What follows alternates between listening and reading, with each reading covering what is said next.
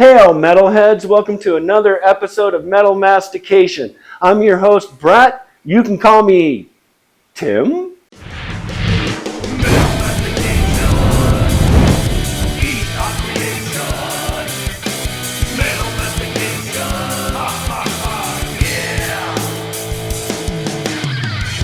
Today, we are in the lovely confines of our first guest, Sean McNabb. He's a penultimate bass player, actor, writer. I also just got a text message from Mr. Billy Sheehan. He will be joining us on Zoom. But right now, let's get to our first guest and our gracious host today, Mr. Sean McNabb. Sean, come on in here. Hey, Tim, what's up? Hey, Sean, thank you so much for allowing us to be here today.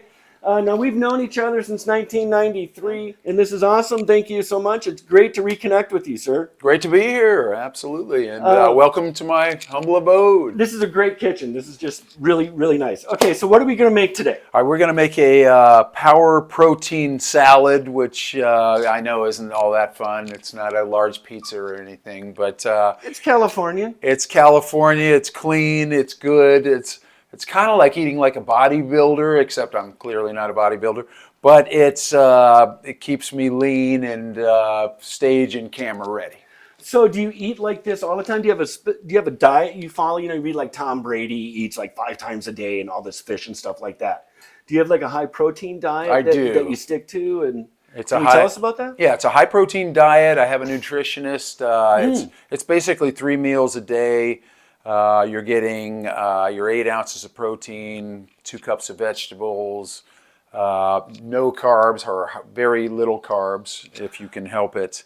And then once you get locked into that, every once in a while you'll get a cheat day where you could have something that you actually really wanted to have. You really want it like rice with your sushi? But that's rare.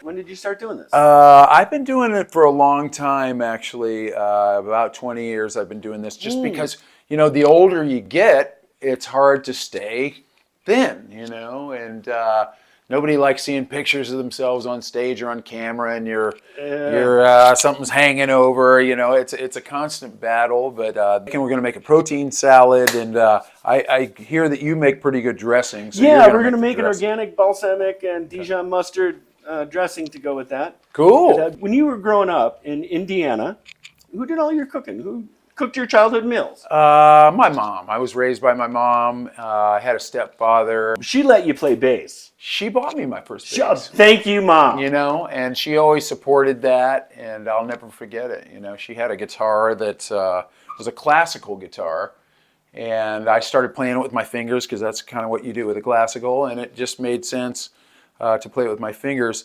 So she dropped me off of this movie, Tommy, by The Who. So that changed my life, man. I was 10 years old. I get a bass player thumbs up back there, thank you. And I walked into that theater not knowing what to expect. It's a very avant-garde movie. I still don't know if I understand it. But I did leave there that day going, wow, the music just captured me. And John Entwistle with the bass and The Who's music just... Now, was it the same thing that got him with Entwistle that got you? The way that dude just walked down that neck with his fingers was just so mesmerizing. Oh, man, Entwistle was special. Entwistle was special, man. Yeah.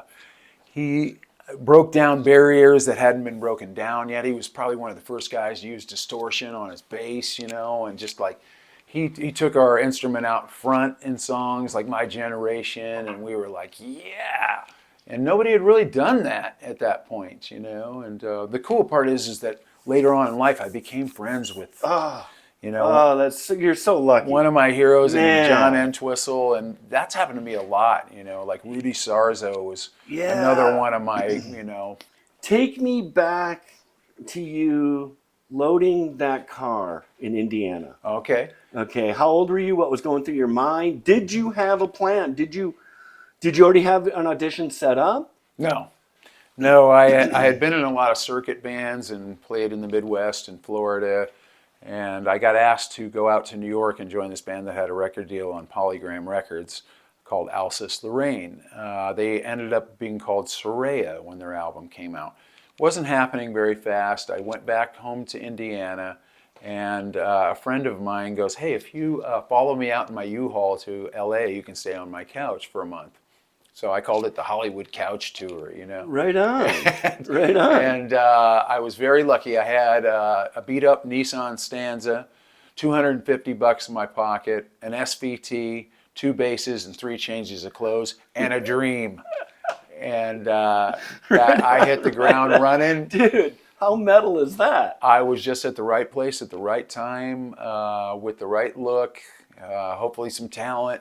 Frankie Benelli gave me my start in the business. You know, he opened the door for me, and God rest his soul. He was the guy that got it all started for me nationally out here. Well, there was a place called the Cat House, and you guys have probably heard about it. Yes. A lot of people weren't fortunate enough. Oh, don't do that yet. We got to oil the pan, bro. Let's cook some meat. So tell me how you met Frankie Benelli, man. Well, we met in Hollywood through some friends, you know, that where I was staying, Quiet Riot and Dawkins hung out, you know, had a lot of friends there, and I got to know those guys early on. This is the Cat House? No, this is at the apartment complex. Oh, I see. And I actually didn't meet Frankie until someone brought me to the Cat House. It used to be on Tuesday nights. It was this great rock club in LA.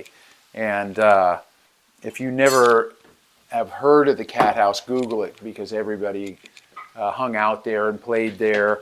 I'm going to use a little Ideal Salt, which I like, right on. and a little Tajin, which I really like, as opposed to pepper. Yeah, I enjoy that. That is good. That is good. But yeah, Google the Cat House. You know, just so many iconic musicians were there and played there. Guns N' Roses, Rat, Quiet Riot, Faster Pussycat. It was Tammy Downs and Ricky Rackman's place. So we're gonna put some lettuce in here. yeah, let's load that guy up. Is this pre-washed? Yes, Okay. triple washed. Okay. Organic. Excellent. So the next day I went over and auditioned over in the Valley. You obviously knew the band, Oh yeah. right? Okay. So you're being asked now to fill the shoes of Chuck Wright. You're basically untested, unknown. Yeah. Were you nervous? Were you intimidated? I probably was. Or did you just walk in there and nail it? I don't really remember. I think I did okay. It was a recording. I came over and played on a couple of tracks that they had recorded, so that worked out well. I remember I cut 2 songs that day, and they were kind of impressed with what I did. Do you remember what songs? It was the Joker was one of them, which ended up being on the record, and that all worked out.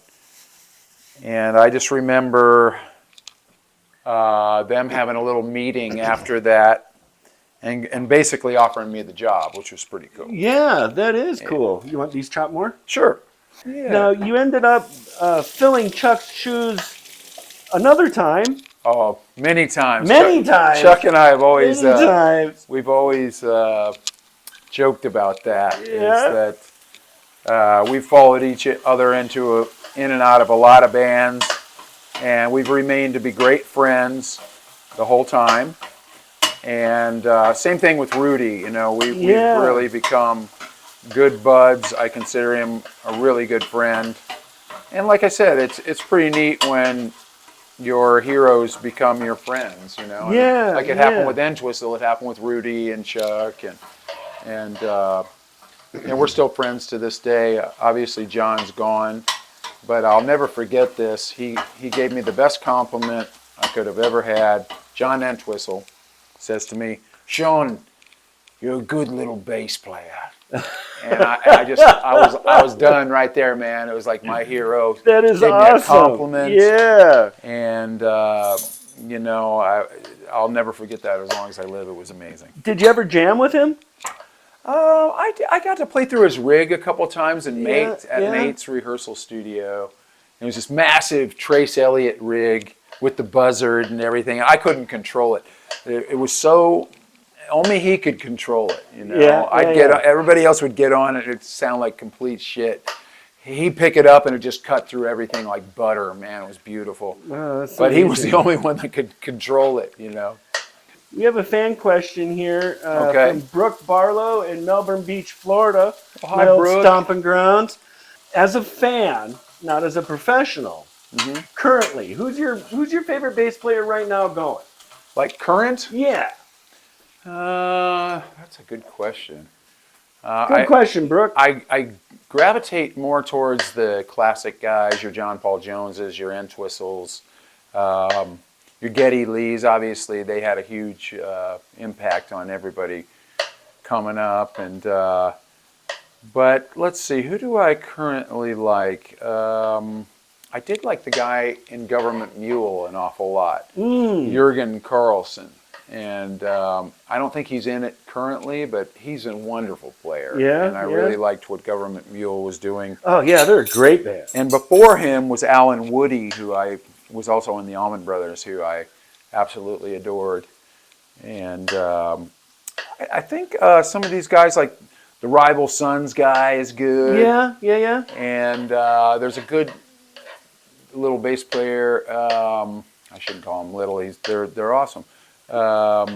Justin from Dirty Honey, I'm kind of digging what he's doing. Right on. And he kind of confided in me. He's like, dude, I used to go and watch you jam all the time. And so I'm so happy for their success. Yeah, and what that's Dirty Honey cool. is So doing. see, it's going around circle for him. And he plays lights out, man. Yeah. He's a lefty, you know, which is cool. You know, there's not that many lefties. You're not a lefty, are you? No. Okay.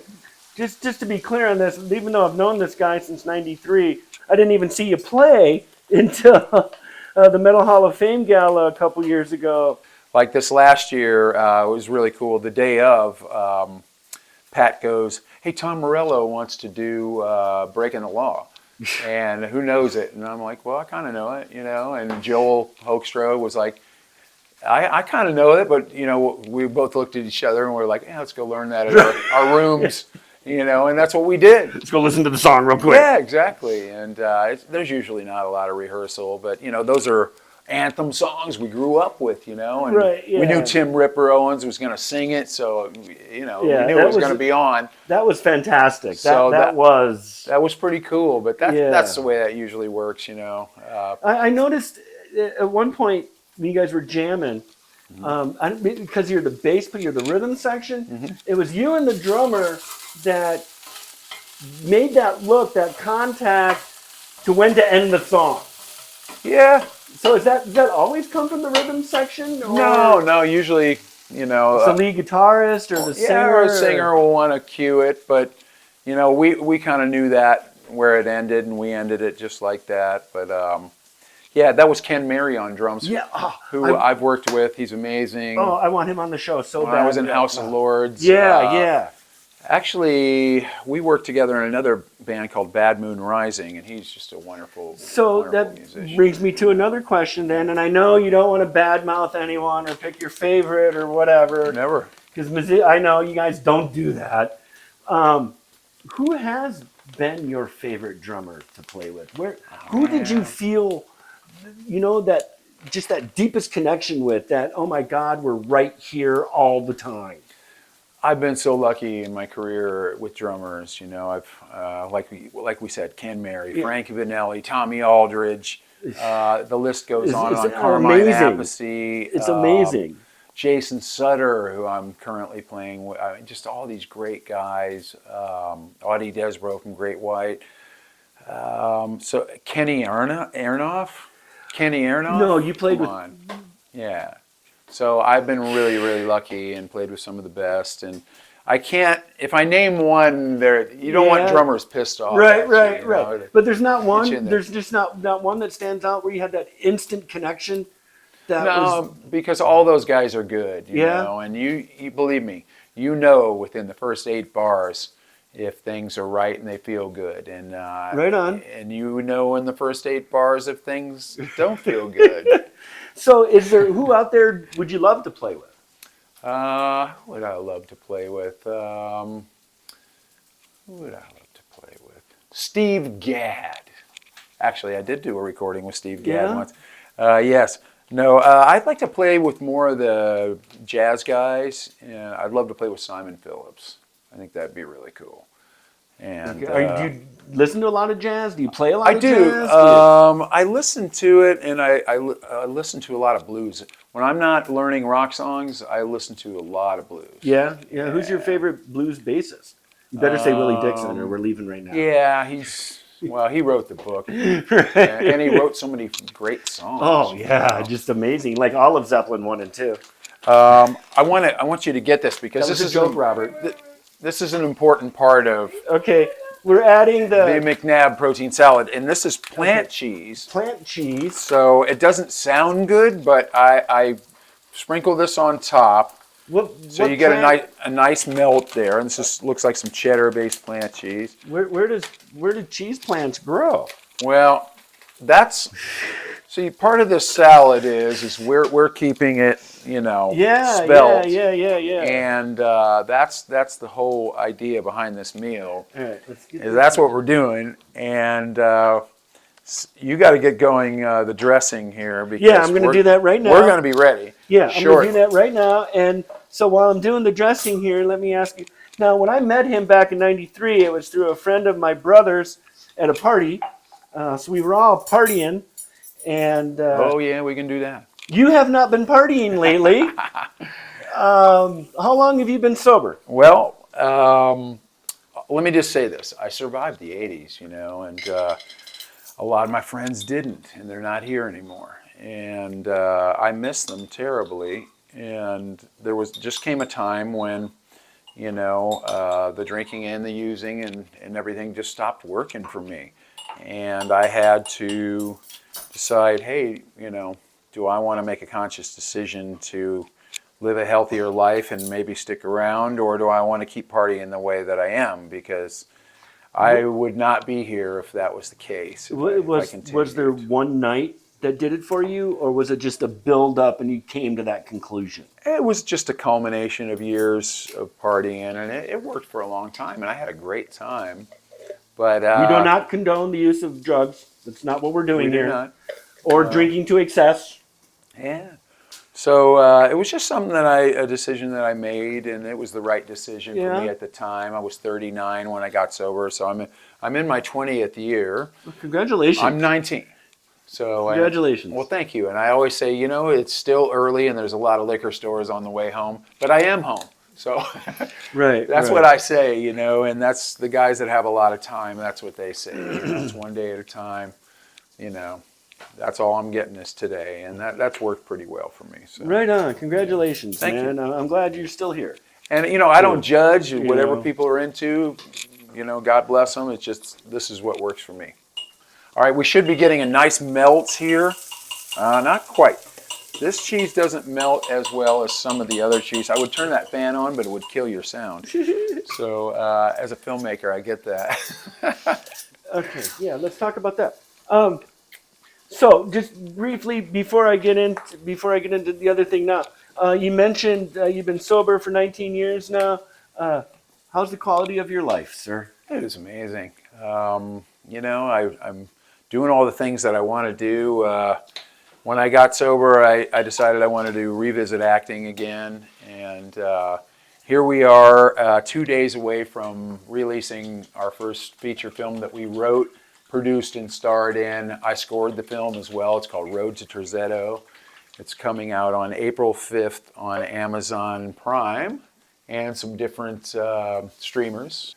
It's about three brothers that get an inheritance from their degenerate gambler father. That the father gave them all up when they were babies. They had different mothers. So on his deathbed, he comes back to give them an inheritance. And they go on this journey to collect the inheritance, and stuff goes sideways, and that's all I want to tell you about it. It sounds great. Sounds really interesting. But it's a drama. It's gritty. We're so proud of it, and it's got a little comedy in it too. Yeah, right. And you wrote it too, right? We did. Yeah. That we did. So I know we talked about this before we started, but I want everyone else to hear this too. How difficult was it for you to be a producer, executive producer, director, and talent in a project? Well, it took thousands and thousands of hours of work and planning. And, you know, not only did we write and create the movie, but I scored it. And that's another 1,000 hours of work. When you were scoring, take me through that process. So you know the scene, right? Because you're the director too, right? You directed it? I did not direct it. You did? Okay. Ryan Shakti directed. Okay, but you wrote the screenplay with him? Yes, we all wrote it together. Okay, so regardless, you knew the scene, right? Mm-hmm. So when you're doing the film score, do you do it thematically for the movie, for each scene? Are you doing it, frame by frame for each action moment, or? Well, I wrote a lot of stuff for cues and things for the movie, and pieces that I thought would work that felt right with things in mind. But I also leaned on a lot of my rock star friends for songs. You know, we've got songs from Gilby Clarke from Guns N' Roses. We've got Crashing Wayward. You know, they contributed some great songs. We've got the Whiskey Dogs. They contributed. So I had some help from a lot of my rock star friends. As you know, with the stuff that I wrote. So here's how I knew, Brett, is I would look at the scene and I had something in mind, but until the hair would stand up on my scene and I got it adjusted right to where I thought it was really working, then the hair would stand up on my arms and I knew I had it right, and I learned to trust that. Right on. I can't wait to see it. I'm looking forward to it. And again, everyone knows I don't suck up, so if I didn't like him, we wouldn't even be here today. So there you go. You know, I can't. I have to give Fred Curry from Cinderella a lot of credit. He helped me out. He's been doing this a lot longer than I have. So when I had a question, I would call Fred, and he'd be like, "All right, here's what you need to do." You know, so he was super helpful. Very cool. Yeah. Thank you, Fred. We're looking forward to this. Thanks, Fred. You also released a solo album since we last got together. That came out in 2015? It wasn't an album. I've just released some videos and some songs and things like that on Cleopatra Records. Thank you, Brian Pereira. He's been great. And I have a couple more singles that I'm going to drop that have been sitting for a little while. I'm just waiting for the right time to do that. Yeah. Now, are you currently in a band? Yes, I am. I play with several bands. I'm in Rhino Bucket. I am in ZO2. I play with Debbie Holiday's Tina Turner Experience, which is awesome. We've got a horn section and everything. It's a lot of fun. Yeah. And, I kind of moonlight with some other people here and there. And I've become the kind of go-to guy to fill in, for a lot of different people and different things. And happy to do that. You know? Right. Now, you just got back from a Monsters of Rock cruise with Rhino Bucket. How was the cruise? Amazing. How did you not drink on a cruise? Dude, good job. I mean, damn. There were meetings on the boat. Yeah. So you think there would have to be, especially with that crew, right? I'll tell you what, I'm going to put drizzle this dressing on. If you want to add, why don't you put that stuff in there? This is going to rock your world, man. Looks like we're going to have enough for everybody. Can you zoom in on my baby girl here? Because she's... How old is Bella? I think Bella's probably 9 or 10. Yeah, a rescue? She is not a rescue. Then how do you not know how old she is? Because my wife brought her home one day. I think she was bidding her up at a auction, for a charity, and ended up bringing her home. But we can't imagine. Whoa, there she goes. Yeah, we can't imagine life without her. Right. Yeah. Okay, so we got a nice melt there. Oh, look There's at that. There's the protein. Yeah. Okay. Yeah. So that I'm going to. Oh, bless you. Uh-oh. Oh, she's sneezing. Oh, girlfriend. What I like to do is, I don't know, I'll let you put hot sauce on if you want, but I like a little hot sauce. Sometimes I'll use a little bit of barbecue sauce too. I didn't know. I just made some. I have it, but... No, you got to make your own, dude. There it is. I mean, are we going to dig into this, or you want me to make you a coffee? Yeah, why don't you make a coffee, and then we can dig into the salad. You know how much money we spend at, the coffee places, and I won't say where, but you know where it is. I hear you. Yes. I know, man. I know. And I just realized I can make coffee that is better. That's another thing. When you get sober, Rhett, Yeah. you get real serious about your coffee. Okay, you do. And sometimes I drink it very alcoholically. I'll have 4 or 5 in a day when I'm learning a bunch of songs, which is kind of what I'm always doing. Yeah. Do you have any hobbies that don't include the bass or acting? Yes, I ride motorcycles and enjoy the Harley Davidson life quite a bit. Yeah. And I'm a booze fighter, which is one of the oldest MCs in the country and in Southern California. It helped start the Southern California biker culture. Now that's an interesting name. Booze fighters. Are they all non-drinkers? That is a common misconception. No, the motto for the club is we're a drinking club with a motorcycle problem. So there are a few of us that are sober, but for the most part, people are having a great time and partying. And because of your wife, you are in the news here sometimes in Los Angeles. Christine Devine. Yep. They've been married for 19 years, you Yep. said? 19 years. And I know they do a lot of charity work together. You're seen out with her riding Toys for Tots and stuff like that. Is that what you're doing? we do a lot of that. And I'm also a board member on the Ronnie James Dio Cancer Fund. That's cool. Yeah. See this? This is a big part of the. I'm going to make Brett's first. Oh, thank you, sir. And he might be speaking a whole lot faster after this. So you did now the McDonald's. I'm loving it. You're I involved. played on it. You just played on it. Okay, yeah. Look at that. Oh, that's Come on. beautiful. Beautiful. You don't take any sugar, right? No. Yeah. And what about Dr. Phil? Did you write it, play on it, sing on it? What do you do there? I played on some stuff. It might even have been the theme song for a few years. It was what he came out to. Yeah. A producer friend of mine, Brent Woods, brought me in on some of that, and that was like a buyout. He paid me for the session, and I walked away. And then Anything else you got going on? I have 2 other movies that are coming out. Damn. One's called Rock Bottom. I'm a producer on that, and also recorded the soundtrack. And play a small part in the movie. That's on Amazon currently. Rock Bottom, one word. Okay. And then I'm in this movie with Mickey Rourke called Jade. Wow. That is a martial arts movie. Clearly not a martial artist, but there's a ton of martial artists in the movie, and I play one of Mickey's goons.